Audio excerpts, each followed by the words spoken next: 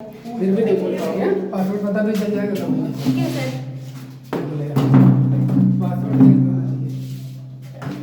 चलो देखो, चुरा ले जाएंगे तो खोल देंगे इसको। माना हम क्या निकाल रहे हैं, किसी बिंदु आवेश के कारण वैद्युत क्षेत्र की तीव्रता due two of the point charge. बिंदु आवेश के कारण वैद्युत क्षेत्र की तीव्रता। अब सुनो, माना किसी प्लस क्यू कूलम आवेश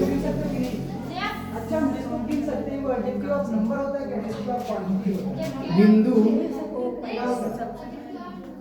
O पर स्थित है। नंबर हो गया, क्या हो गया? बिंदु O पर स्थित है ना? Yes sir. फिर आगे क्या लिखना है?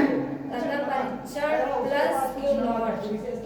क्या? तथा परीक्षण प्लस क्यू नॉट बिंदु O से R दूरी। बिंदु O पर स्थित है और करके लिख देता हूं, और हाँ जल्दी दीजिए। बिंदु O से R दूरी पर ना, परीक्षण R दूरी पर परीक्षण आवेश, आगे लिख सकता हूँ परीक्षण आवेश। एक मिनट, जरूरी नहीं कि जो मैं लिखवा रहा हूँ वही तुम लिखो, उससे तुम देख के अपने से भी लिख सकते हो। यस सर देखिए। परीक्षण आवेश क्यू नॉट स्थित है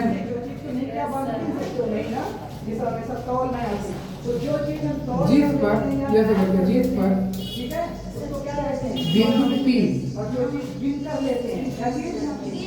पर वैद्युत क्षेत्र की तीव्रता, जिसको नाप सकेगा तोड़ सको, पानी है जैसे वैद्युत क्षेत्र की तीव्रता ज्ञात करनी है। यहाँ वैद्युत क्षेत्र की तीव्रता P पर ज्ञात करनी है। आधी आ रही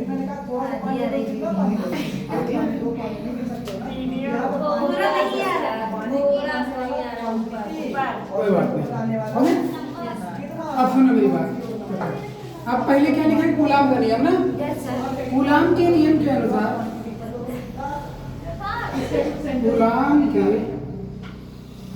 नियम के अनुसार उसके पास कूलाम का नियम क्या कहता है बताओ? F बराबर किसी आवेश के कारण जो लगने वाला बल होता है F बराबर 1/4 pi epsilon not Q1 Q2 बटा R स्क्वायर होता है। ये होता है कूलाम का नियम। अब फिर क्या लिखा जाएगा? बिंदु P पर वैद्युत क्षेत्र की तीव्रता, दूसरी लाइन लिखो, बिंदु P पर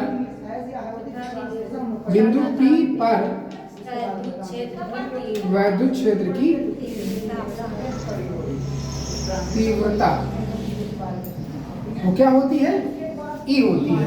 E बराबर क्या होता है? F बराबर Q नॉट। चार वेक्टर वाला ना लिखो तो भी चलेगा, E बराबर डायरेक्ट F बटा Q नॉट लिख दो, क्योंकि तुम्हें हर लाइन में याद नहीं रहेगा ना। अब सुनो, अब तुम्हें कुछ नहीं करना, यहाँ पे F की जगह ये मान उठा के रख देना है बस। Yes sir. अब सुनना मेरी बात, यहाँ पे Q1 Q2 नहीं लिखूंगा मैं, ये मैं बता रहा हूँ फार्मूले में होता है, लेकिन यहाँ Q1 Q2 की जगह ना लिख के Q और Q नॉट लिखूंगा, क्योंकि पहला वाला Q है, दूसरा वाला Q नॉट, क्योंकि परीक्षण आवेश के कारण वैद्युत क्षेत्र की तीव्रता निकाल रहे हैं।